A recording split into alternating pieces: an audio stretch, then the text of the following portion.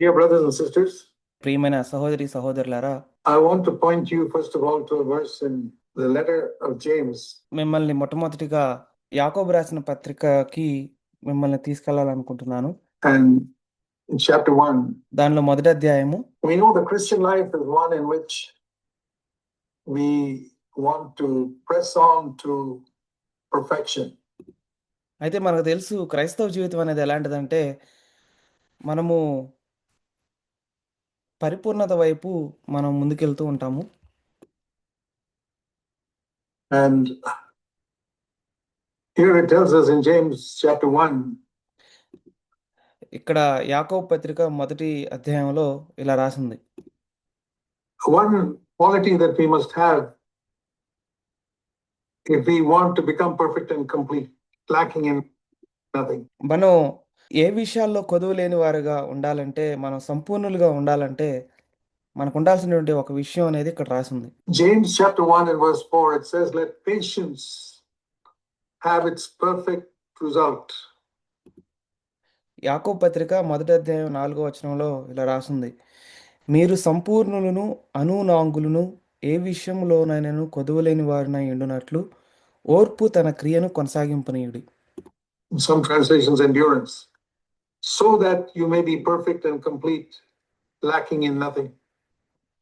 So God's will is that we start as babies, but we grow up to become perfect and complete, lacking in nothing. It's quite an expression there.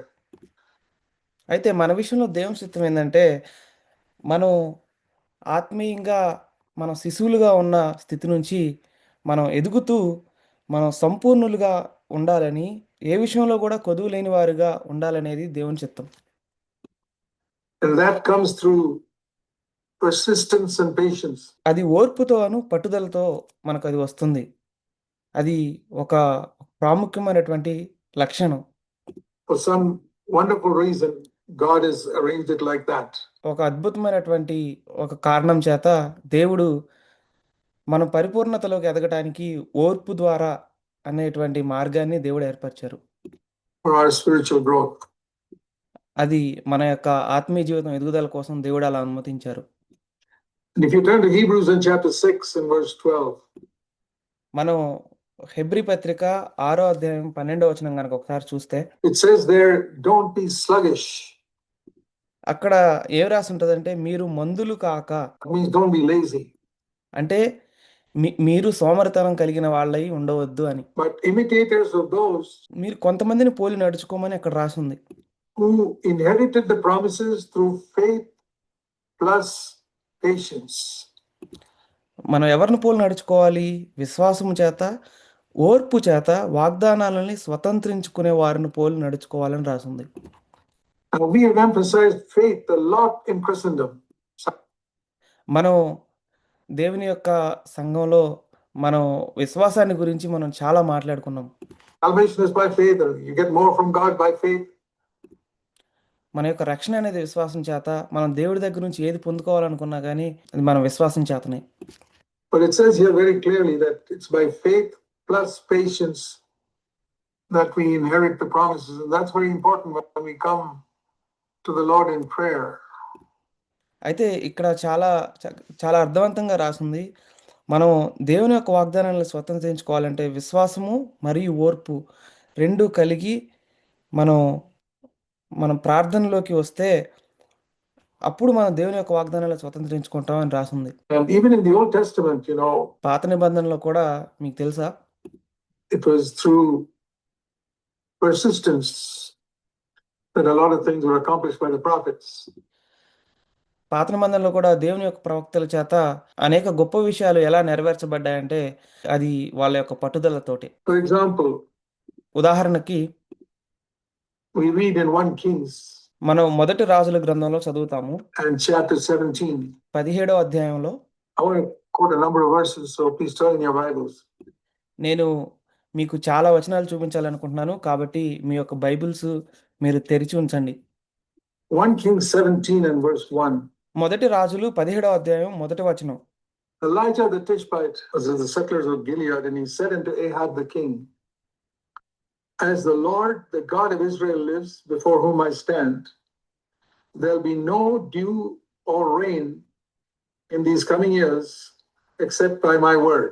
అంతటా గిలాదు కాపురస్తుల సంబంధియును తిష్బీయుడునైన ఏలియా అహాబునొద్దకు వచ్చి, ఎవని సన్నిధిని నేను నిలువబడి ఉన్నానో ఇశ్రాయేలు దేవుడైన ఆ యెహోవా జీవము తోడు, నా మాట ప్రకారము గాక ఈ సంవత్సరములలో మంచైనను వర్షమైనను పడదని ప్రకటించెను. Now, what we read there is a prophet going before a king and saying there's not going to be any rain. మనం అక్కడ ఏం చదువుతున్నామంటే, ఒక ప్రవక్త ఒక రాజు దగ్గరికి వెళ్ళి మీకు వర్షం అనేది పడదు అని చెప్తున్నాడు. But how did that happen? Did God tell him that? అయితే అది ఎలా జరిగింది? దేవుడు ఏలియాకి చెప్పాడా ఆ విషయం?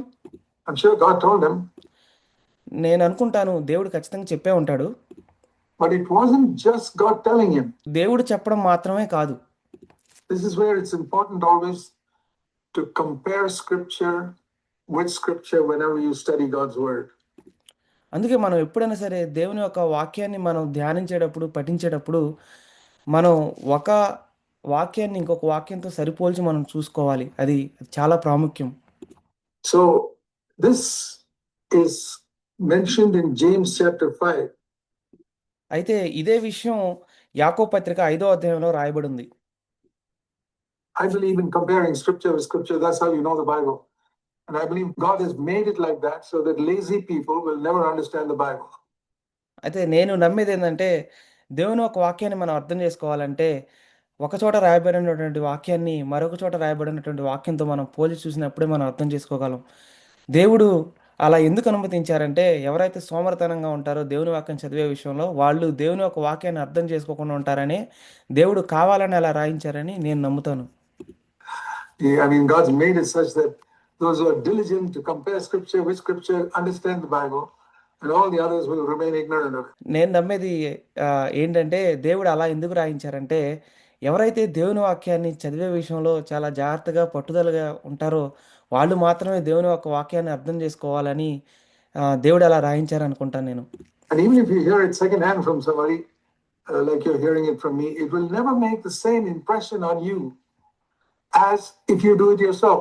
మీరు ఇంకొకరి దగ్గర నుంచి అదే వాక్యం విన్నా సరే, ఇప్పుడు నా దగ్గర నుంచి ఎలా వింటున్నారో అలా మీరు దేవుని దగ్గర నుంచి మీరు డైరెక్ట్గా ప్రత్యక్షత అనేది పొందుకుంటే ఎలా ఉంటుందో అదే ఇంపాక్ట్ అనేది మీరు ఇంకొకరి దగ్గర నుంచి విన్నప్పుడు ఉండదు. I want to encourage you, all of you, when you study the Bible, look for the marginal references, compare scripture with scripture. If you've got a phone, you can always look for similar words in the Old Testament and New Testament. Compare scripture with scripture. Now, I want to show you. నేను అందుకనే మిమ్మల్ని ప్రోత్సహించేది ఏంటంటే, మీరు Bible చదివేటప్పుడు మీరు ఒక చోట రాసినటువంటి వాక్యాన్ని ఇంకొక చోట రాసినటువంటి వాక్యంతో పోల్చి సరిచూసుకోవడము, మార్జిన్స్లో ఫుట్ నోట్స్లో రాసినటువంటి వచనాలు మీరు చూసుకోవడం, మీరు అదేవిధంగా మీరు ఫోన్లో కూడా మీరు ఒకవేళ బైబిల్ చదువుతుంటే మీరు దానికి సరిపోయిన వచనాలను మనం సెర్చ్లో వెతకొచ్చు. అలా మీరు సరిచూసుకొని దేవుని వాక్యం చదవాల్సిందిగా నేను మిమ్మల్ని ప్రోత్సహిస్తున్నాను. Something interesting. James chapter 5. నేను ఇక్కడ మీకు ఒక ఆసక్తికరమైన విషయాన్ని చూపించాలనుకుంటున్నాను. యాకోబు పత్రిక 5వ అధ్యాయం And verse 17. Did you know this? 17వ వచనం. ఈ విషయం మీకు తెలుసా? It's not mentioned in 1 Kings 17. There it just says Elijah went to Ahab the king and said, there's not going to be rain according to my word. ఇక్కడ రాయబడినటువంటి విషయం మొదటి రాజుల గ్రంథం 17వ అధ్యాయంలో అది రాయబడి ఉండలేదు. అక్కడ కేవలం ఏలియా రాజు దగ్గరికి వెళ్ళి ఇక నుంచి వర్షం అనేది ఉండదు అని మాత్రమే చెప్పాడు. అక్కడ Pretty daring of a man to say that. ఒక మనిషి రాజు దగ్గరికి వెళ్ళి చెప్పాలంటే చాలా ధైర్యం కావాలి. But what preceded that? అయితే దానికంటే ముందు జరిగింది ఏంటి? Before he said it. ఆ విషయాన్ని ఏలియా రాజుతో చెప్పేదాని ముందు. James 5:17. Elijah was a man with a nature just like ours. యాకోబు పత్రిక 5వ అధ్యాయం 17వ వచనం. ఏలియా మన వంటి స్వభావం గల మనుషుడే. And he prayed earnestly. అతడు ఆసక్తితో ప్రార్థన చేశాడు. That it would not rain. 3.5 సంవత్సరముల వరకు భూమి మీద వర్షించకుండా ఉండడానికి. And it did not rain for 3 years and 6 months. ఆ తర్వాత 3.5 సంవత్సరాల పాటు వర్షించలేదు. Now that's not mentioned in Kings. ఆ విషయం రాజుల గ్రంథంలో రాయబడి ఉండలేదు. He had prayed earnestly because there was such a disobedience to God in the whole land. They were worshipping idols and all that. And Elijah was burdened as a prophet. He went before God and God burdened him to pray. See, ఏలియా అలా ఆసక్తితో ఎందుకు ప్రార్థించాడంటే ఆ సమయంలో దేశం మొత్తం దేవునికి అవిధేయతతో నిండి ఉంది. ఆ దేశం మొత్తం విగ్రహారాధనతో నిండి ఉండి ఏలియా చాలా బాధపడుతూ ఉన్నప్పుడు ఆయన భారం కలిగి ప్రార్థన చేస్తుంటే దేవుడు ఇలా చెప్తాడు ఆయనకి. he praying. I don't know how long he prayed, but finally he felt assured in his heart, okay, God is not going to stop the rain. ఆయన అలా ప్రార్థిస్తూ ఉండగా దేవుని దగ్గర నుంచి ఆయన హృదయంలో ఒక నమ్మకం కలిగి ఉండొచ్చు, ఇక్కడ నుంచి వర్షం అనేది పడట్లేదనే విషయం. It was then that he went to Ahab and told him there will be no rain except by my word. Sometimes when you hear these prophets going to a king and saying some fantastic thing like that, we think, oh, God suddenly woke them up and said, go and tell the king that. No. అప్పుడు ఏలియా రాజు దగ్గరికి వెళ్ళి అప్పుడు చెప్తాడనమాట, ఇప్పటి నుంచి వర్షం అనేది పడట్లేదని. మనం ఇట్లాంటి విషయాలు మనం బైబిల్లో చూసినప్పుడు ఎప్పుడైతే ప్రవక్తలు ఒక రాజు దగ్గరికి వెళ్ళి ధైర్యవంతమైన విషయాలు చెప్పినప్పుడు దేవుడు వాళ్ళని ఎప్పుడో సడన్గా నిద్రలేపి దేవుడు ఆ విషయాలు చెప్పి ఇట్లా చెప్పమన్నాడేమో అని మనకు అనిపించవచ్చు, కానీ కాదు. దేవుడు ఏలియాకి ప్రార్థించమని చెప్పాడు.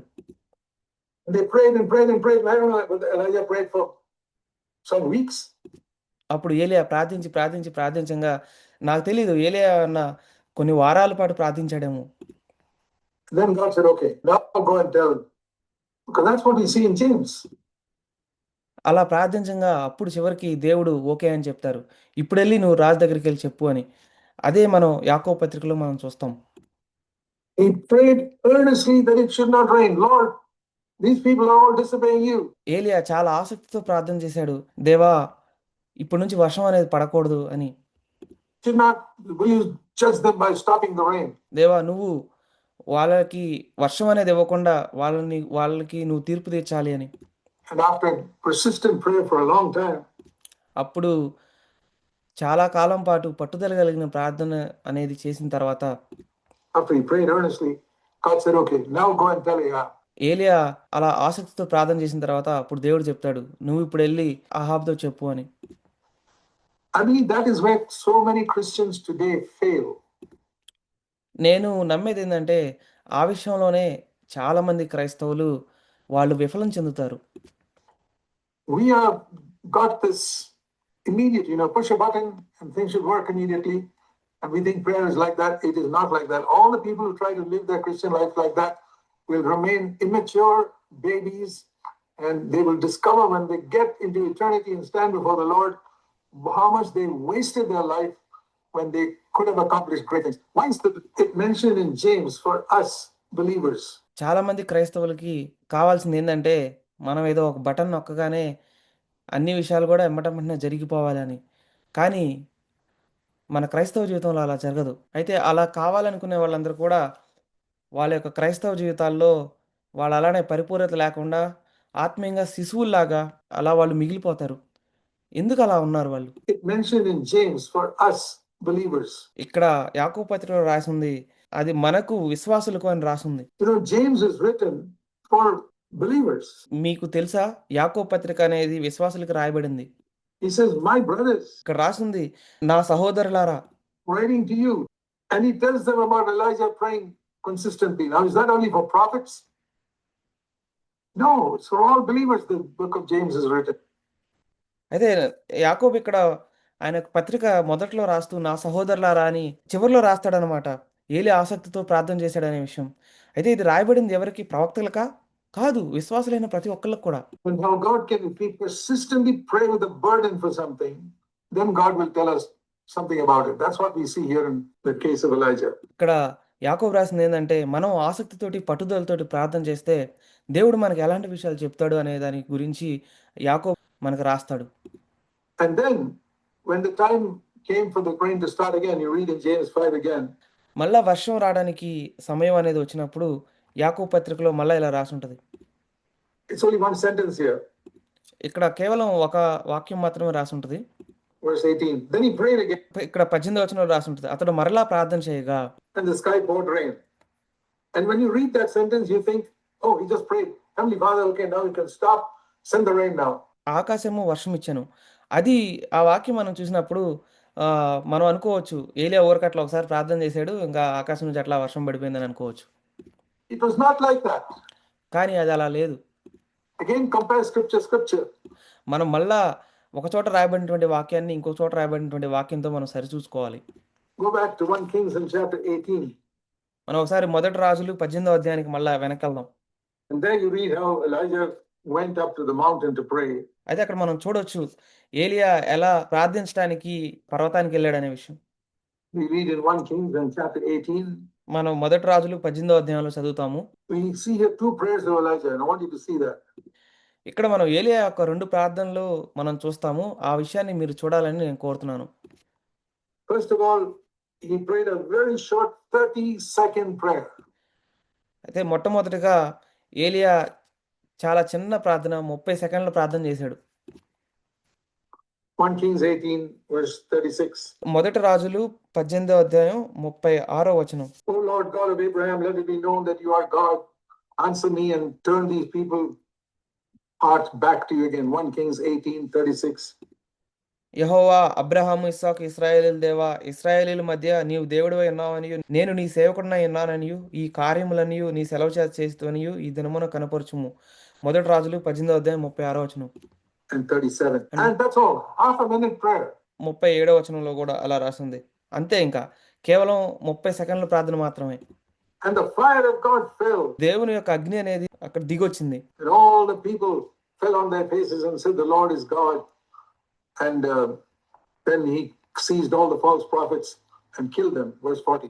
అక్కడ అప్పుడు ఏమైందంటే జనం అందరూ కూడా వాళ్ళ యొక్క ముఖాలు నేలకు పెట్టేంతగా వాళ్ళు తగ్గించుకొని వాళ్ళు సాగిలపడి యెహోవా దేవుడని వాళ్ళు కేకలేశారు. అప్పుడు 40వ వచనంలో కూడా ఏలియా ఒక్కళ్ళని కూడా పోనీయకుండా బయలు ప్రవక్తలందరినీ పట్టుకొని వాళ్ళందరినీ చంపేశాడు. That prayer was only half a minute. ఆ ప్రార్థన కేవలం ఒక అర నిమిషం మాత్రమే చేశాడు. But then after that, ఆ తర్వాత ఏలియా ఏం చేశాడంటే Elijah went to verse 42 to the top of the Mount Carmel, and this time he crouched down. Read verse 42. ఆ తర్వాత ఏలియా ఆ యొక్క కర్మేలు పర్వతం పైకి ఎక్కుతాడు. 42వ వచనంలో రాసి ఉంటుంది, అది మీరు ఒకసారి చదవండి. Put his face between his knees. ఏలియా ఆయన యొక్క ముఖాన్ని మోకాళ్ళ మధ్యలో ఉంచుకున్నాడు. Look how he prayed. మీరు చూడండి ఏలియా ఎలా ప్రార్థన చేశాడు. He put his face between his knees and he was praying. ఆయన యొక్క ముఖాన్ని ఆయన మోకాళ్ళ మధ్యలో పెట్టుకొని ఆయన ప్రార్థిస్తున్నాడు. And he told his servant, "Go and see if there's any cloud coming." He said, "No."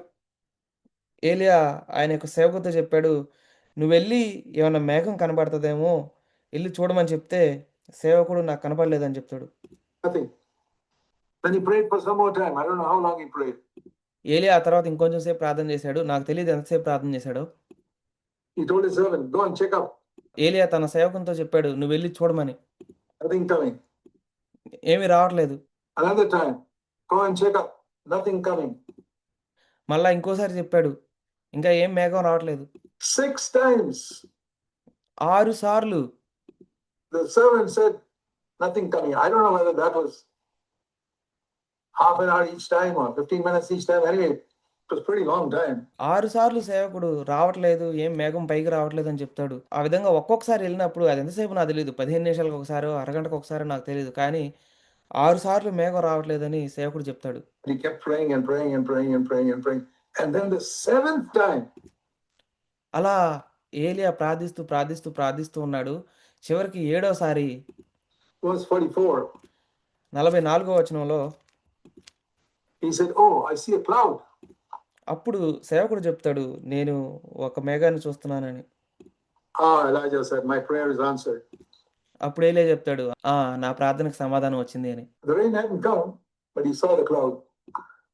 అప్పటికి వర్షం రాలేదు, కానీ మేఘం అయితే కనబడింది. Now, what you see when you compare 1 Kings chapter 17 and 18 with James chapter 5 is what is not written in one place is written in the other. మనం ఇక్కడ చూసేది ఏంటంటే మొదటి రాజులు 17, 18 అధ్యాయాన్ని మనం చదివినప్పుడు యాకోబు పత్రిక 5వ అధ్యాయం అనేది మనం చూసినప్పుడు ఒక చోట రాయబడిన విషయం అనేది ఇంకొక చోట రాయబడలేదని. For example, in the first one, it says Elijah just went to the king and told him something. But you go to James, you discover he had prayed such a lot before he went and told the king. ఉదాహరణకి మొదటి రాజులు 17వ అధ్యాయంలో రాయబడింది.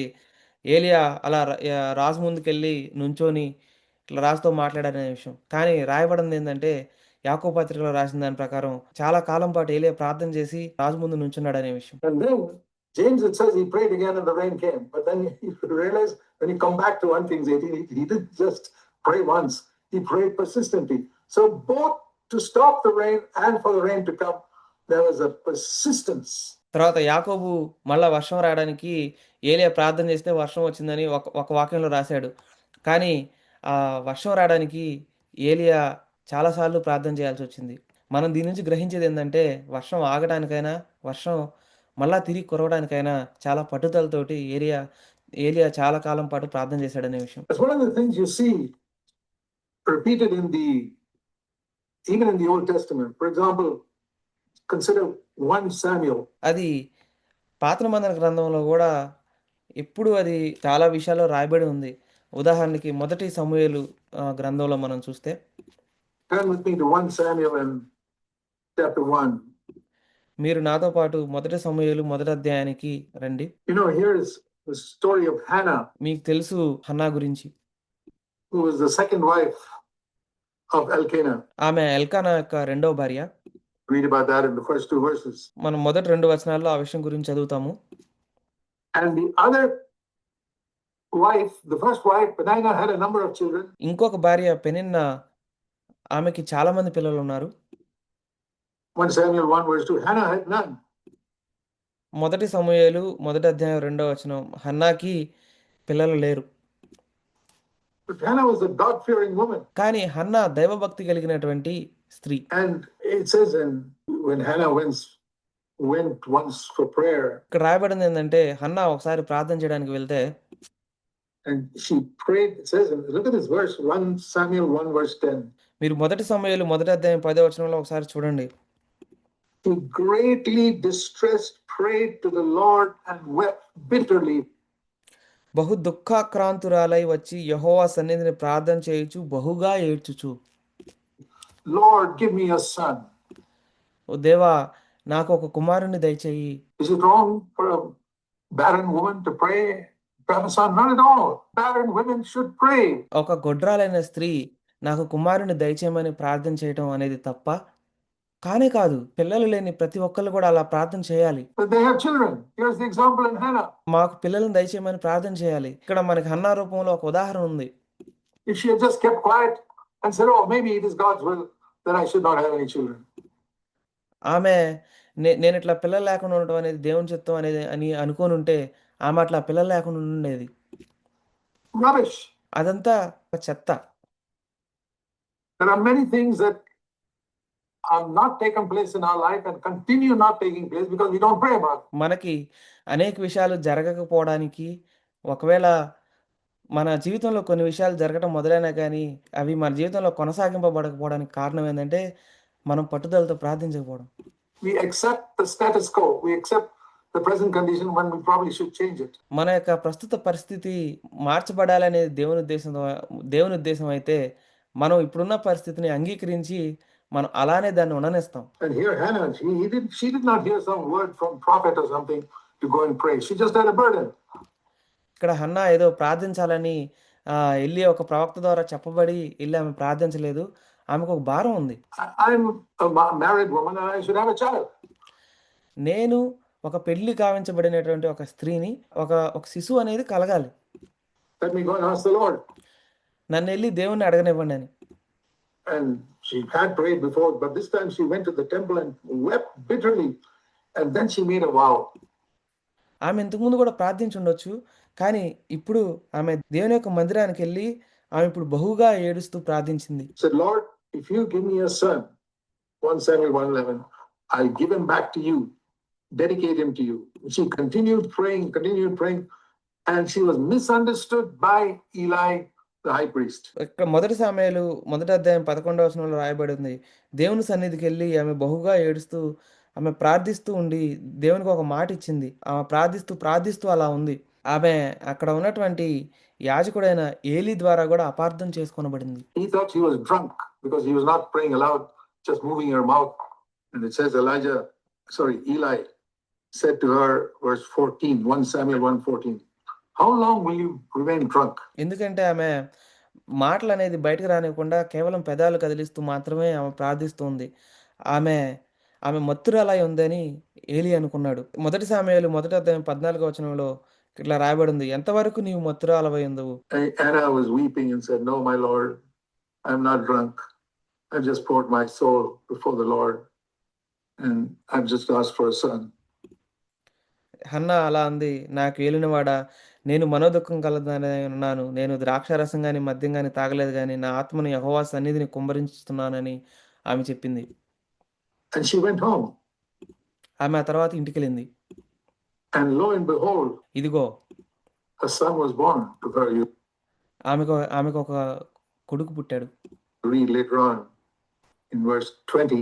మనం ఆ విషయం గురించి తర్వాత 20వ వచనంలో మళ్ళా చదువుతాం. The son was conceived and she kept her promise.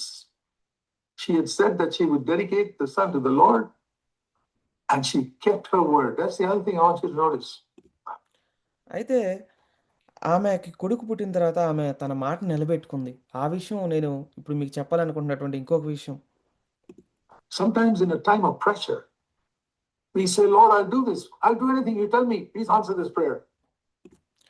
మనం కొన్నిసార్లు ఒత్తిడిలో ఉన్నప్పుడు మనం ప్రార్థించేటప్పుడు మనకున్నటువంటి ఒత్తిడి చేత మనం దేవునికి ఒక మాట ఇస్తాం. And when the prayer is answered, many believers completely forget about what they have promised to do. మనం చేసినటువంటి ప్రార్థన అనేది దానికి జవాబు వచ్చిన తర్వాత వాళ్ళు ప్రార్థించినప్పుడు దేవునికి ఏం మాట ఇచ్చారు అనే దాని గురించి పూర్తిగా మర్చిపోతారు. But not Hannah. కానీ హన్నా కాదు. It must have been extremely difficult for her after so many years getting a son and then to give that back to the Lord. ఆమెకి చాలా ఇబ్బంది కలిగి ఉండొచ్చు. అనేక సంవత్సరాల తర్వాత ఒకే ఒక కుమారుడు పుడితే ఆ కుమారుడిని మళ్ళా తీసుకెళ్లి దేవుడికి ఇవ్వడం అనేది.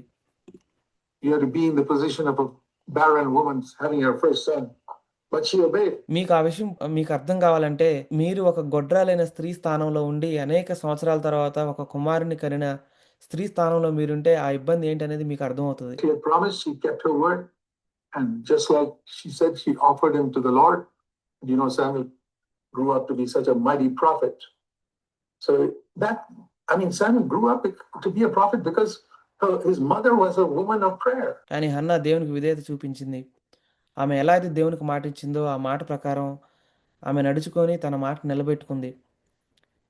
సమూయేలు దేవుని యొక్క సన్నిధిలో ఉండి ఒక ప్రవక్త అయ్యాడు. సమూయేలు ప్రవక్తగా ఎందుకు అయ్యాడు? ఎందుకంటే హన్నా యొక్క ప్రార్థనా జీవితం వల్ల. That's how Timothy also, when women pray for their children, amazing things can happen. అదేవిధంగా తిమోతి కూడా ఎప్పుడైతే స్త్రీలు ప్రార్థన చేస్తారో కొన్ని అద్భుతమైన విషయాలు జరుగుతాయి. Think if Hannah had not prayed about it. మీరు ఊహించుకోండి, హన్నా ఎప్పుడు ప్రార్థన చేయలేదు అనుకోండి. She would have remained barren and what would have happened? And God would have chosen somebody else, sure. But now I want you to turn to the New Testament and see an example in. Hannah ఎప్పుడు ప్రార్థించకుండా అలానే ఉండిపోతే ఆమె ఎప్పుడు కూడా ఒక గొడ్రాలుగానే ఉండిపోయేది. ఆమె అలా ఒకవేళ ఉండిపోయి ఉంటే దేవుడు మరొకరిని ఎంచుకొని ఉండేవాళ్ళు ఏమో కానీ ఆమె అలానే ఉండిపోయి ఉండేది. నేను మీకు కొత్త నిబంధనలో ఇంకొక ఉదాహరణ చూపించాలనుకుంటున్నాను. Paul's letter to Timothy. పౌలు తిమోతికి రాసినటువంటి పత్రిక. 2 Timothy chapter 1. తిమోతికి రాసినటువంటి 2వ పత్రిక మొదటి అధ్యాయం. See, Timothy was Paul's great co-worker. అయితే తిమోతి పౌలుకి ఒక గొప్ప జతపనివాడు. మనం చదువుతాం. He's writing to Timothy saying, ఆయన తిమోతికి రాస్తూ ఇలా అంటున్నాడు.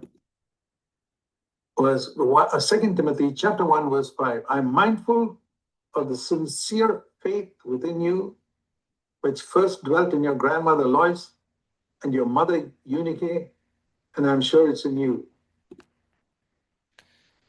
నీ యందున్నటువంటి నిష్కపటమైన విశ్వాసమును జ్ఞాపకం చేసుకొని ఆ విశ్వాసం మొదట నీ అవ్వయైన లోయలోను నీ తల్లి అయిన యూనికోలోను వసించెను. 2 తిమోతి మొదటి అధ్యాయం 5వ వచనంలో రాసింది. He had a God-fearing grandmother and a God-fearing mother. ఇక్కడ దైవ భయం కలిగినటువంటి తల్లి, దైవ భయం కలిగినటువంటి అవ్వ. His father was a Greek, probably a businessman who had no time for prayer. ఆయన యొక్క తండ్రి ఒక గ్రీసు దేశస్థుడు. ఆయన ఇప్పుడు కూడా వ్యాపారస్తుడు. ఆయన ప్రార్థన చేసుకోవడానికి కూడా ఆయన దగ్గర సమయం ఉండేది కాకపోవచ్చు. Here's another example of a And just like Hannah, I don't know how God-fearing her husband was. We don't know anything about it. అయితే ఇక్కడ కూడా హన్నా వలె దైవభయం కలిగినటువంటి ఒక స్త్రీ. మనకి హన్నా యొక్క భర్త గురించి మనకు తెలీదు. ఆయన ఎంత ప్రార్థనాపరుడో అనేది. But here we definitely know from Acts of the Apostles that Timothy's father was a Greek and probably busy in his business. కానీ మనకి తిమోతి యొక్క తండ్రి విషయంలో మనకు తెలుసు. ఆయన యొక్క గ్రీస్ దేశస్థుడని అపోస్తల కార్యాల్లో రాయబడింది. ఆయన యొక్క వ్యాపారస్తుడు అయ్యుండొచ్చు. ఆయనకి ప్రార్థన చేసుకోవడానికి గూడా ఆయన తీరిక లేకుండా వ్యాపారం చేస్తూ ఉండే వ్యక్తి కావచ్చు. He had a mother who prayed and prayed. And see, the result was that by the time Timothy was in his teens, maybe he was 18 or 19 years old, such a radical, wholehearted young man that Paul saw him and discerned there's something godly about this 18, 19-year-old. He said, I want him to join me. కానీ తిమోతికి ఒక తల్లి ఉంది. ఆమె ప్రార్థించింది. అలా Timothy ఒక యవ్వనస్తుడయ్యే టయానికి, ఉదాహరణకి ఆయనకు 18 సంవత్సరాలు వచ్చే సమయానికి He was such a radical, wholehearted young man. ఆయన చాలా తీక్షణ కలిగినటువంటి ఒక యవ్వనస్తుడిగా అయ్యాడు Timothy. Paul saw him and discerned there's something godly about this 18, 19-year-old. అలాంటి తిమోతిని పౌలు చూసి ఈ యొక్క యవ్వనస్తుడిలో ఏదో ఒక చాలా దైవత్వం అనేది ఉంది అని పౌలు అనుకొని ఉండొచ్చు. He said, I want him to join me as a co-worker. నాతో పాటు నా యొక్క జత పనివాడిగా ఉండాలి అని పౌలు కోరుకున్నాడు. Paul wouldn't just pick anybody to be his co-worker. పౌలు ఏదో ఊరికలాగా నా యొక్క జత పనివారిగా ఉండాలని ఎవరిని పడితే వాళ్ళని ఎంచుకోడు. He was a man with great discernment. ఆయన చాలా వివేచన కలిగినటువంటి వ్యక్తి. And he prayed.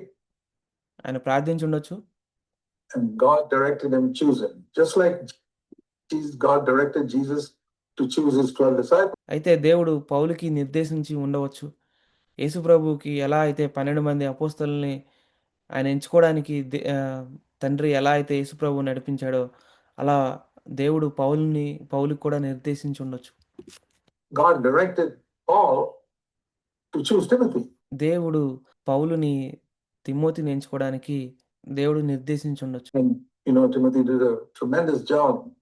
He virtually took over Paul's ministry once Paul was in prison. చాలా పెద్ద పరిచర్య అది. పౌలు ఒకసారి జైల్లో ఉంచబడినప్పుడు ఆ పరిచర్యని తిమోతి చూసుకున్నాడు. And Paul had tremendous confidence in him. And it was all because his mother prayed for him and instructed him. And despite his having a father who had no interest in spiritual things. అదంతా ఎందువల్ల జరిగిందంటే తిమోతికి ఒక ప్రార్థించేటువంటి తల్లి ఉంది. ఒక దైవ భయం లేనటువంటి ఒక తండ్రి ఉన్నా సరే అలా పెంచగలిగింది. So there you have an example of what one mother can do. Even if your husband, sister is godless and not interested, you can raise up a son by your prayer. మీకు అక్కడ ఒక మాదిరి ఉంది. మీ యొక్క భర్త ఒక దేవుని భయం లేనటువంటి వ్యక్తి అయినా, మీ యొక్క సహోదరి దేవుని భయం లేనటువంటి వ్యక్తి అయినా కానీ మీరు ఒక్కళ్ళుగానే ఒక దైవ భయం కలిగినటువంటి కొడుకుని మీరు పెంచవచ్చు. And make him like Timothy. పెంచి మీరు అతన్ని ఒక తిమోతి లాగా మీరు చేయగలరు. But so many mothers are lazy in terms of praying for their children. కానీ చాలా మంది తల్లులు వాళ్ళ యొక్క పిల్లల గురించి ప్రార్థించే విషయంలో చాలా సోమరితనంగా ఉంటారు. And that's why so much is lost in God's kingdom. అందువల్లనే దేవుని యొక్క రాజ్యంలో ఎంతో పోగొట్టుకుంటున్నాం. So here's a great example that we read. మనం ఒక గొప్ప మాదిరిని మనం చదువుతాం ఇక్కడ. Of a mother, 2 Timothy chapter 1. So not only the mother, even the grandmother. అదే మనం 2 తిమోతి మొదటి అధ్యాయం 5వ వచనంలో మనం చదువుతాము. కేవలం వాళ్ళ తల్లి మాత్రమే కాదు, వాళ్ళ అవ్వ కూడా. And 2 Timothy 1:5, Paul says, I'm mindful of the sincere faith which was there in your grandmother and which he passed on to her mother Eunice and which came down to Timothy. ఇక్కడ పౌలు రాస్తాడు 5వ వచనంలో, నీ అందున్న నిష్కపటమైన విశ్వాసమును జ్ఞాపకం చేసుకొని, ఆ విశ్వాసం అనేది మొదట నీ అవ్వ అయిన లోయలోను నీ తల్లి అయిన యూనికేలోను ఉంది అని. Eunice made the mistake of marrying an unbeliever. అయితే యూనికే ఒక తప్పు ఏం చేసిందంటే ఒక అవిశ్వాసిని ఆమె పెళ్లి చేసుకుంది. And that must have brought a greater burden on her mother, that she prayed fervently for, an, okay, my daughter's married an unbeliever, Greek businessman, but Lord work in her life, and finally she became a woman of prayer, and she had a son, Timothy, who became a mighty servant of God. అయితే అది Timothy వాళ్ళ అవ్వకి చాలా భారాన్ని కలిగించి ఉండవచ్చు. నా కూతురు ఒక అవిశ్వాసిని పెళ్లి చేసుకుంది. ఆమె ఎలా అయినా సరే దైవ భయం కలిగినటువంటి వ్యక్తిగా మారాలి అని. అలా ఆమె ప్రార్థించగా తిమోతి వాళ్ళ అమ్మ ఆమె గూడా ఒక దైవ భయం కలిగినటువంటి స్త్రీగా అయింది. అలా ఆమె తిమోతిని పెంచింది. Paul writes in Philippians, I want you to see what Paul says in Philippians in chapter 2.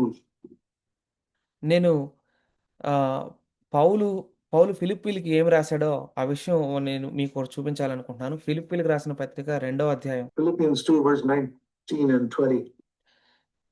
Philippi 2, 19, 20. He says, I hope in the Lord Jesus to send Timothy to you shortly.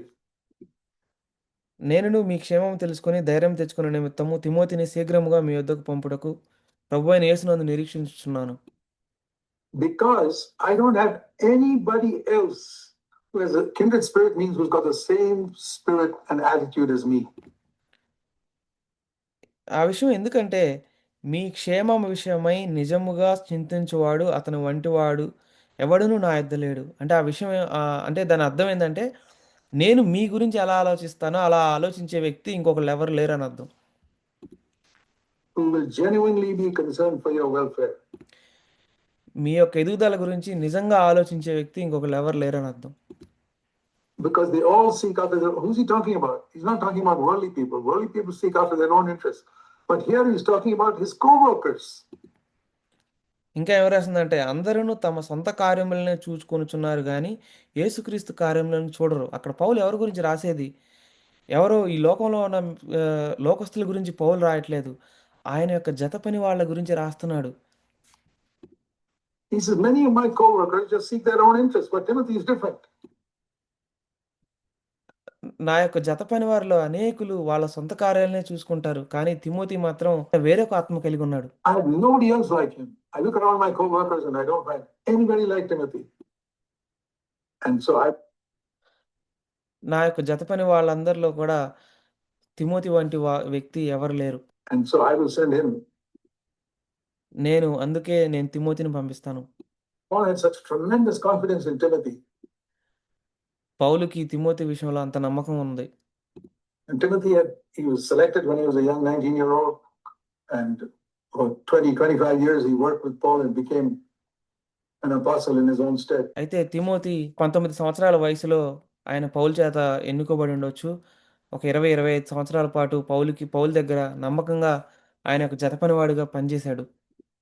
And one who could take charge of the churches and oversee the churches after Paul was imprisoned. పౌలు ఆయన జైల్లో పెట్టబడిన తర్వాత అప్పుడు సంఘాలను చూసుకోవడానికి ఆయన యొక్క సేవ చేయడానికి తిమోతి ఆయన ముందుకొచ్చాడు. And it all started with a mother persistently praying for a child. These things are written in scripture for our encouragement. All of you. అయితే ఇవన్నీ కూడా ఎక్కడి నుంచి మొదలైనవి అంటే ఒక పట్టుదలతోటి ప్రార్థించిన ఒక స్త్రీ దగ్గర నుంచి మొదలైనవి. ఈ విషయాలన్నీ మన యొక్క ప్రోత్సాహం కోసం రాయబడి ఉన్నాయి. Sisters and brothers, we must pray for your children. మీ అందరూ సహోదరులారా మీ అందరూ మీ యొక్క పిల్లల కోసం ప్రార్థన చేయాలి. You must pray.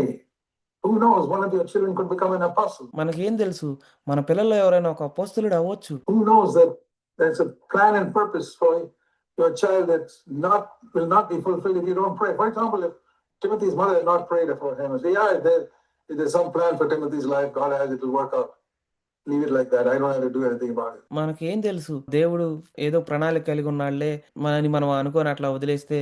మీకు ఉదాహరణకి ఇప్పుడు తిమోతి వాళ్ళ అమ్మ దేవుడు ఏదో ప్రణాళిక కలిగి ఉన్నాడులే, అది దేవుడు జరిగించుకుంటాడని ప్రార్థించకుండా అలా వదిలేసి ఉంటే. No, it wasn't like that. It was through her consistent prayer, and I'm sure with a lot of advice and exhortation that she gave to Timothy that he became that. So mothers have a tremendous part to play in this matter of prayer, and fathers too. కాదు, Timothy వాళ్ళ అమ్మ ఆమె పట్టుదల కలిగి ఎల్లప్పుడూ ప్రార్థిస్తూ ఎప్పుడు దేవుని వాక్యం నేర్పిస్తూ ఆమె సూచనలు ఇస్తూ ఎప్పుడు ప్రార్థించడం వల్ల తిమోతి అలా అయ్యాడు.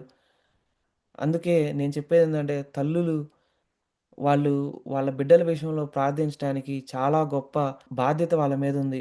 కేవలం తల్లులకే గాదు, తండ్రులకు కూడా ఉంది. I want you to turn now to Luke's Gospel in chapter 18. నేను మిమ్మల్ని లూకాసు వార్త 18వ అధ్యాయానికి మీ యొక్క గ్రంథాలను తిప్పమని నేను కోరుతున్నాను. We already saw in James, it says, with faith and patience, we inherit the promises. మనం ఆల్రెడీ ఇంతకుముందు మనం యాకోబు పత్రికలో చూసాము. మనం విశ్వాసంతోటి, ఓర్పుతోటి దేవుని యొక్క వాగ్దానాలని స్వతంత్రించుకుంటామని. So with faith alone, you don't inherit the promises. Like I often use the example of a switch. You know what happens in a switch? If you open a switch, you find there are two wires there. మనం కేవలం విశ్వాసం చేతనే మాత్రమే దేవుని యొక్క వాగ్దానాల్ని స్వతంత్రించుకోము. నేను అందుకే ఒక ఉదాహరణ ఎప్పుడూ ఇస్తాను. ఒక ఒక ఎలక్ట్రిక్ స్విచ్ గురించి. మనం స్విచ్‌ని మనం తెరిస్తే దాంట్లో 2 వైర్లుంటాయి. In an electric switch. And when you put on the switch, all that happens is the two wires touch. That's all. మనం స్విచ్‌ని ఆన్ చేసినప్పుడు అక్కడ ఏం జరుగుతదంటే, ఆ 2 వైర్లు ఇట్లా ఒకదానికొకటి అతుక్కుంటాయి. అంతవరకే జరుగుతది. The current is flowing in one wire, and as soon as it touches the other, it flows into the other one, and the lights come on, the fans turn on, or whatever gadget is connected turns on. That's the touching of these two wires. ఆ 2 వైర్లు అలా కలుస్తాయి. ఇంకా ఎమ్మటనే మనం గనక అక్కడ switch on చేసింది ఒక బల్బ్ స్విచ్ అయితే బల్బ్ వెలుగుతది. లేతే ఫ్యాన్ తిరుగుతది. లేతే ఏవైనటువంటి ఎలక్ట్రిక్ పరికరాలన్నీ అక్కడ పనిచేయడం అనేది మొదలవుతాయి. అక్కడ ఏం జరిగిందంటే 2 వైర్లు కలుస్తున్నాయి అంతే. And so it's like that, faith and patience, James 1, verse 5. So, అది అలా ఉంటదనమాట. విశ్వాసము, ఓర్పు ఆ 2 వైర్లు కలిసినట్లుగా ఉంటది. యాకోబు పత్రిక మొదటి అధ్యాయం 5వ వచనంలో రాయబడింది అదే. Faith plus patience. Faith alone doesn't work. Patience alone won't work. But faith plus patience, they touch and the lights come on. Something happens. Please remember this illustration. When you put on a switch, please remember this illustration. When you put on a switch, think of what I told you today. Two wires are touching inside. What are those two wires? Faith and patience. అయితే ఈ 2 వైర్లు కూడా ఒకదానికొకటి కలవాలి. కేవలం విశ్వాసం మాత్రమే పనిచేయదు. కేవలం ఓర్పు మాత్రమే పనిచేయదు. విశ్వాసం, ఓర్పు 2 కలవాలి. అప్పుడు కలిసినప్పుడు మాత్రమే లైట్లు ఎలగటమో, లేకపోతే ఫ్యాన్ తిరగటమో జరుగుతాయి. ఈ నెక్స్ట్ టైము మీరు స్విచ్ వేసినప్పుడు నేను మీకు చెప్పినటువంటి ఈ యొక్క సాదృశ్య రూపాన్ని మీరు జ్ఞాపకం చేసుకోండి. I'm sure many of you put on the switches many times in a day. I hope you will always think of faith and patience next time you put on a switch. నాకు తెలుసు మీ అందరూ ఒక రోజులో అనేక సార్లు స్విచ్‌లు on చేయడం అనేది జరుగుతదని. నెక్స్ట్ సారి స్విచ్ చేసినప్పుడు మీరు జ్ఞాపకం చేసుకోండి. విశ్వాసం, ఓర్పు 2 కలుస్తున్నాయని. Oh, Brother Zach said this is a picture of faith and patience. Lord, help me to have faith and patience. Let these two touch in my life perpetually. I want the light to burn always in my life. I don't want to just have faith. I want to have faith and patience, which means I'll persist. And here's an example of that. నేనిప్పుడు switch చేసినప్పుడు విశ్వాసం, ఓర్పు అనేది 2 కలవాలని. దేవా! నా జీవితంలో కూడా విశ్వాసం, ఓర్పు 2 ఉండాలి.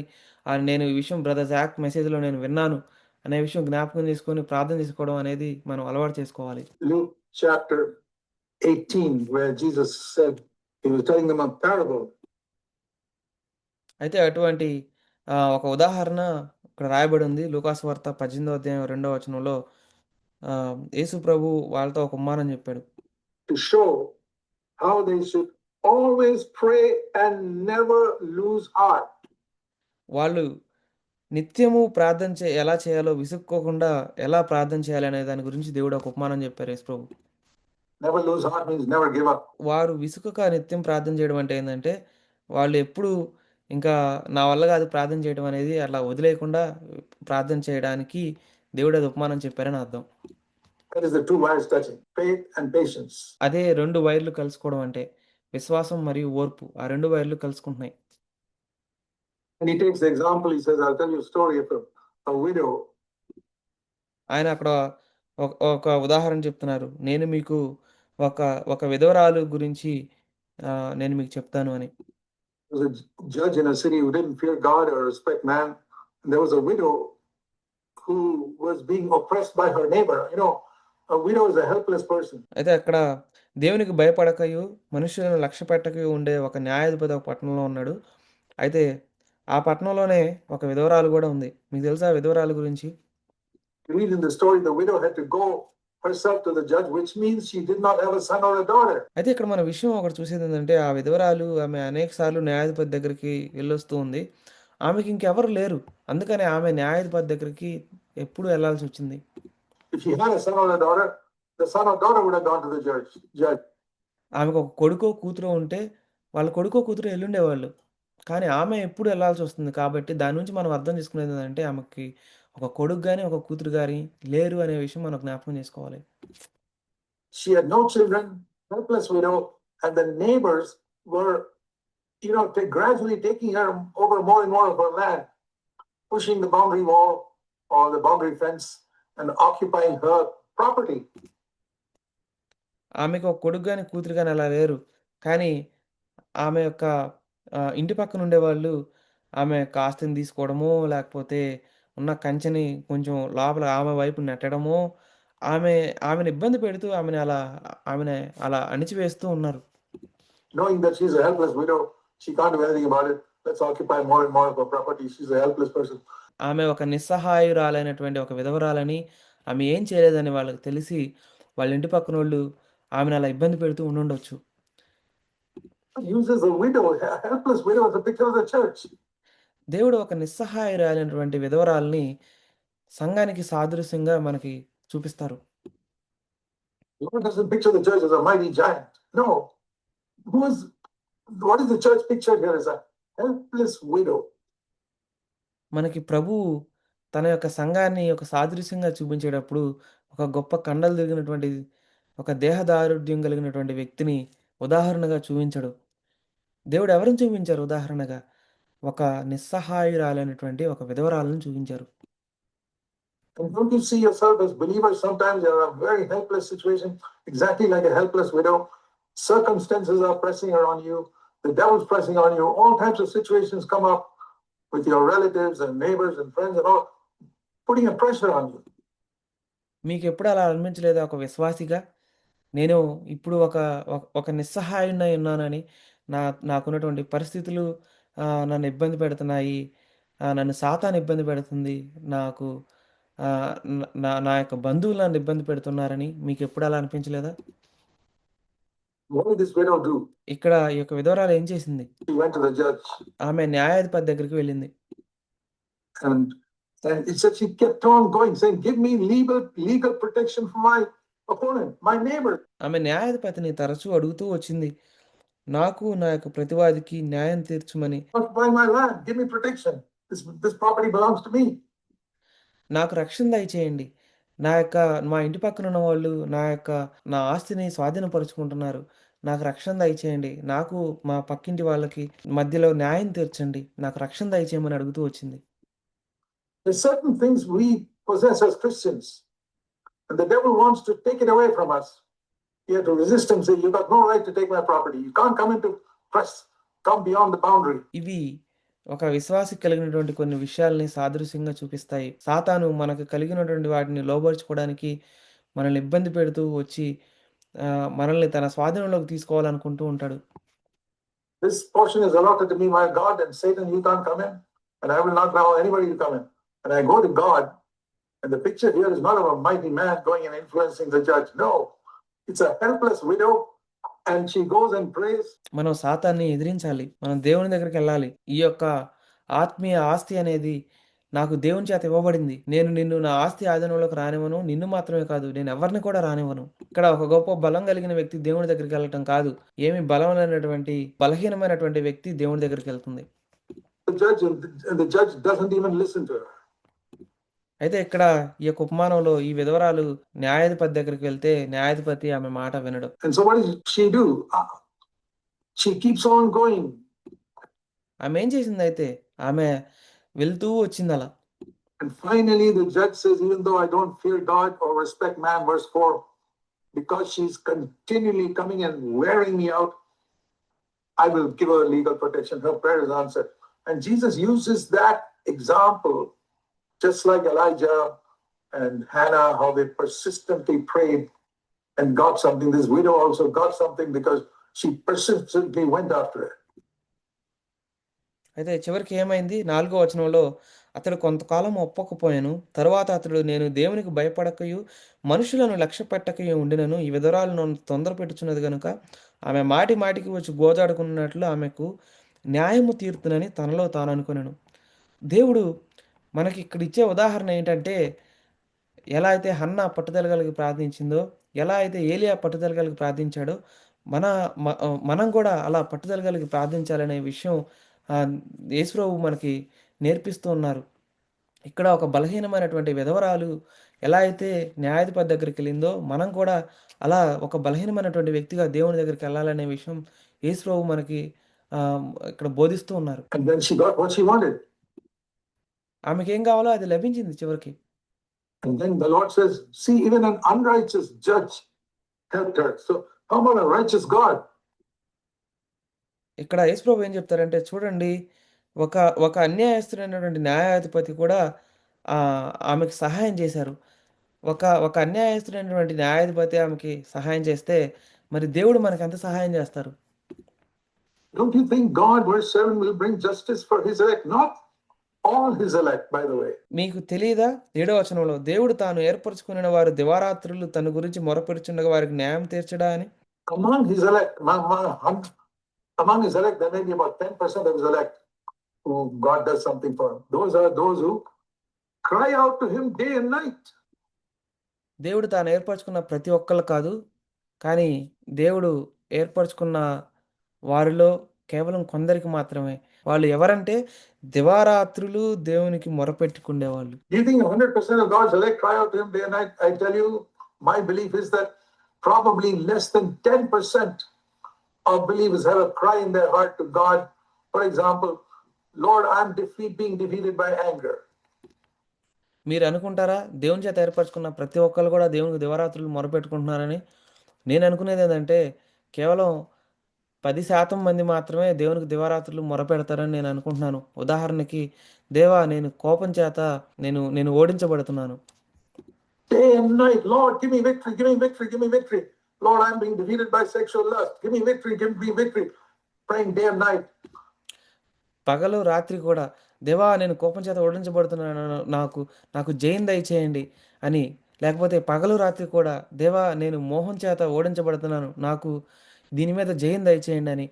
అలా పగలు రాత్రి అలా మొరపెట్టుకునే వాళ్ళు ఎంతమంది ఉంటారు? Lord, there's an unsolved problem in my home. Please help me, crying day and night. Lord, my son or daughter is not following the Lord, crying day and night. లేకపోతే దేవా మా యొక్క ఇంట్లో ఒక ఒక సమస్య ఉంది అని పగలు, రాత్రి ప్రార్థన చేసేవాళ్ళు. లేకపోతే దేవా నా యొక్క కుమారుడు, కుమార్తె దేవుని వెంబడించట్లేదు అని అని ప్రార్థించే వాళ్ళు ఎంతమంది ఉన్నారు? Where are your sons and daughters, my brothers and sisters? మీ యొక్క కుమారులు, కుమార్తెలు ఎక్కడున్నారు నా యొక్క ప్రియమైన సహోదరి, సహోదరులారా? As you listen to me, are all of them following the Lord?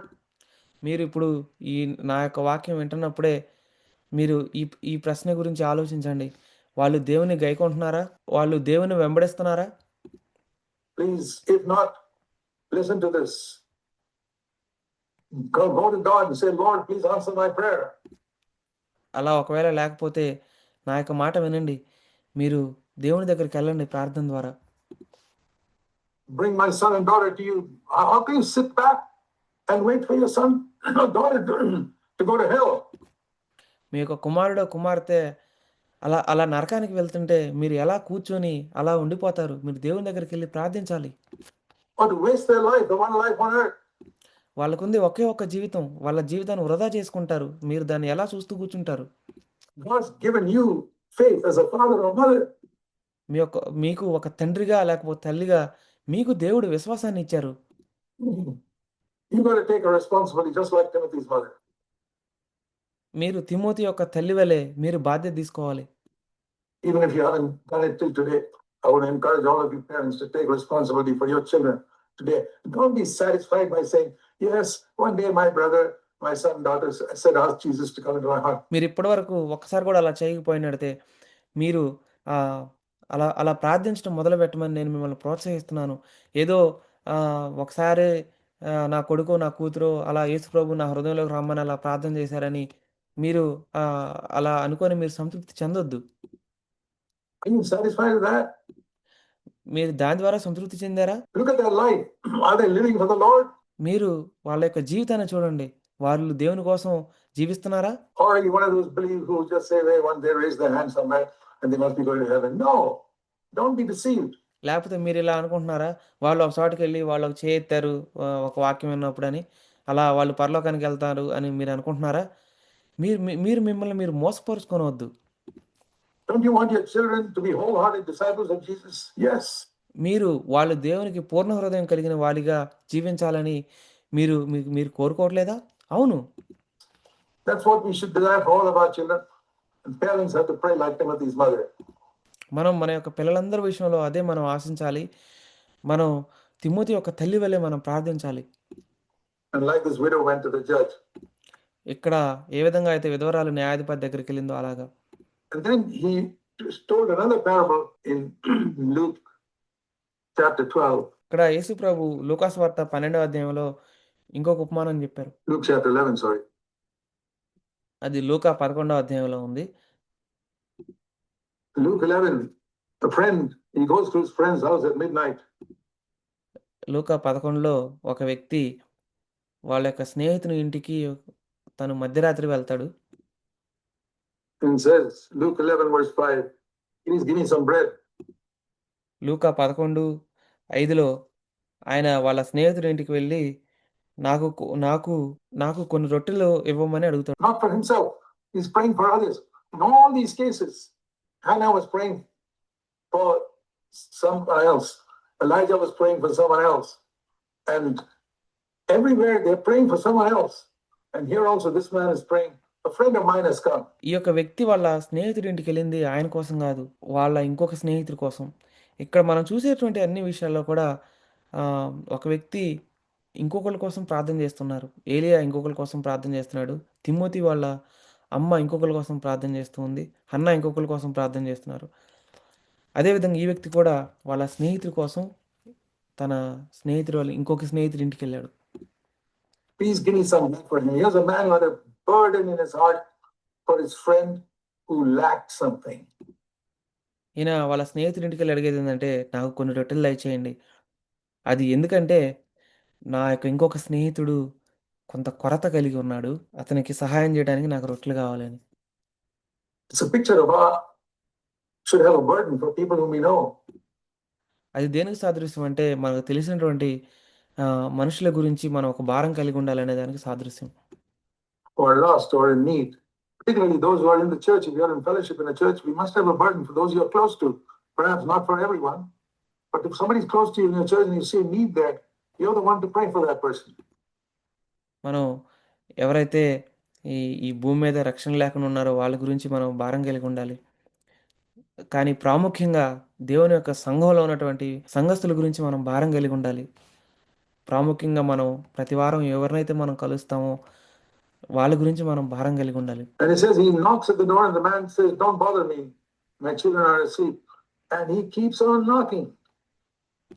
ఈయన ఆ యొక్క డోర్ని తట్టి చెప్తాడు. ఆయన చెప్పడము, నువ్వు నా తలుపు కొట్టొద్దు, మా యొక్క పిల్లలు పడుకొని నిద్రపోతున్నారు అని చెప్తే ఆయన ఇంకా తలుపు కొడుతూనే ఉన్నాడు. How many people will do that? First of all, how many of us will go to somebody's house at midnight and say, give me some bread? అలా ఎంతమంది చేయగలుగుతారు? అసలు ముందు మొట్టమొదటిగా మన పక్కింటి వాళ్ళ ఇంటికి మధ్యరాత్రి వెళ్ళి వాళ్ళ తలుపు కొట్టి నాకు కొంచెం రొట్టెలు దయచేయమని ఎవరు అడుగుతారు అసలు అలా? And he says, don't disturb me, my children are sleeping. No, I'm going to keep on disturbing you. I don't think any of us will do it. మళ్ళీ ఎంతమంది అలా చేయగలుగుతారు? పైగా మా పిల్లలు నిద్రపోతున్నారు, నువ్వు అట్లా తలుపు కొట్టి నిద్ర లేకపోద్దని చెప్తే మళ్ళీ ఎంతమంది అలా చేయగలుగుతారు? ఈయన చెప్పడం, నేనైనా తలుపు కొడుతూనే ఉంటాడు, నాకేమైనా రొట్టెలు ఇమ్మని ఈయన అడుగుతూనే ఉన్నాడు అయినా కానీ. I mean, we won't actually do it to a neighbor, but we can do it to the Lord. మన పక్కింటి వాళ్ళని అలా మనం చేయకపోవచ్చు, కానీ మనం అలా దేవుని తలుపు కొట్టవచ్చు మధ్యరాత్రి అయినా కానీ. We can go to him and say, Lord, I want this. మనం దేవుని దగ్గరికి వెళ్ళి, దేవా నాకు ఇది కావాలని చెప్పవచ్చు. This persistence. ఈ యొక్క పట్టుదల. And it says here in verse 8. ఇక్కడ రాసింది 8వ వచనంలో, because of his persistence he got whatever as much as he needed. ఆయన మాటికి అడుగుట వలనైనను లేచి అతనికి కావాల్సినవన్నీ ఇచ్చునని మీతో చెప్పుచున్నానని రాయబడి ఉంది. And that is how we must pray. మనం అలా ప్రార్థన చేయాలి. But the persistence, it says God will give you more than you need. మనం అలా పట్టుదల కలిగి ప్రార్థన చేస్తే మనకు కావాల్సిన దానికంటే ఎక్కువ ఇస్తారు దేవుడు మనకి. And then he goes on to say, ఇంకా అక్కడ ఏం రాయబడిందంటే if you being evil, verse 13, ఇక్కడ 12వ వచనంలో మీరు చెడ్డవారయ్యుండియు, Luke 11:13, know how to give good gifts to your children. ఇక్కడ లూకా 11:12 వచనంలో కాబట్టి మీరు చెడ్డవారయ్యుండియు మీ పిల్లలకు మంచి ఈవులనీయని ఎరిగి ఉండగా, How much more will your heavenly Father give what? ఈవులనీయని ఎరిగి ఉండగా పరలోకమందున్న మీ తండ్రి తన్ను అడుగువారికి పరిశుద్ధాత్మను ఎంతో నిశ్చయముగా అనుగ్రహించుననెను. The Holy Spirit. ఎవరిని? పరిశుద్ధాత్మని. I feel there are many people in our church who are not really filled with the Holy Spirit. నేను అనుకునేది ఏంటంటే నిజంగా మన యొక్క సంఘంలో అనేక మంది పరిశుద్ధాత్మతో నింపబడి లేరు. But they seem to be casual about it. వాళ్ళు ఏదో సాధారణంగా ఉన్నారు పరిశుద్ధాత్మ విషయంలో, మామూలుగా తీసుకుంటున్నారు. I remember the days when I was not filled with the Holy Spirit and I'd fast and pray and I'd say, Lord, I want to have an assurance that you fill me with the Holy Spirit. నేను నా యొక్క జీవితంలో పరిశుద్ధాత్మతో నింపబడని దినాల గురించి నాకు జ్ఞాపకం ఉంది. దేవా, నాకు నిజంగా పరిశుద్ధాత్మతో నింపబడాలని ఉందని నేను ప్రార్థించేవాడిని. Not just to testify to other people. I'm not bothered one bit about testifying to other people. ఏదో ఇంకొకళ్ళకి సాక్ష్యం చెప్పడం కోసం కాదు, నేను మిగతా వాళ్ళకి సాక్ష్యం చెప్పడం గురించి నేను అసలు కొంచెం కూడా ఆలోచించట్లేదు. నాకు పరిశుద్ధాత్మతో నింపబడాల్సింది వేరే వాళ్ళకి సాక్ష్యం ఇవ్వడానికి మాత్రమే కాదు, That Jesus baptized me in the Holy Spirit. లేకపోతే ఏదో యేసు ప్రభువు నాకు పరిశుద్ధాత్మలో బాప్తిసం ఇచ్చారని సాక్ష్యం ఇవ్వడానికి కాదు. I want the real thing. నాకు నిజమైంది కావాలి. Because Jesus said you will receive power ఎందుకంటే యేసు ప్రభు చెప్పారు మీరు శక్తిని పొందుకుంటారని. when the Holy Spirit's come upon you. And then you'll be such a powerful witness for me everywhere you go. It'll be like a bush set on fire. In the midst of all of the bushes, and Moses sees one bush set on fire. ఎందుకంటే యేసు ప్రభు చెప్పారు మీరు పరిశుద్ధాత్మను పొందుకున్నప్పుడు మీరు శక్తిని పొందుకుంటారని. మీరు అప్పుడు నాకు ఒక శక్తి కలిగినటువంటి సాక్షులుగా ఉంటారు. అది ఎలా అంటే ఒక ఒక మండుచున్న పొదలాగా. In the midst of all of the bushes, and Moses sees one bush set on fire. అక్కడ ఉన్నటువంటి అన్ని ఒక పొదల్లో కేవలం ఒక పొద మాత్రమే అగ్ని చేత ఎలా మండుతుంది అని మోషే ఎలా చూశాడో అలా ఉంటారని. I believe that's how we should be. నేను నమ్మేది ఏంటంటే మనం కూడా అలా ఉండాలని. And imagine if everyone in our church is going to be like that.